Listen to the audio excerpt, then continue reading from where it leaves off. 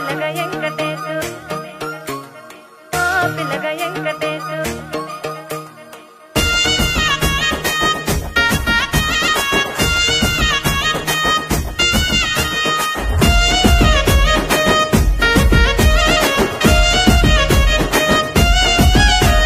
సిద్ధిరాల మనసు నాది చిన్నగా పోతుంటావో చూడక పోతుంటావో ఇంట్లో చిన్నదాన్ని నేను సిద్ధిరాల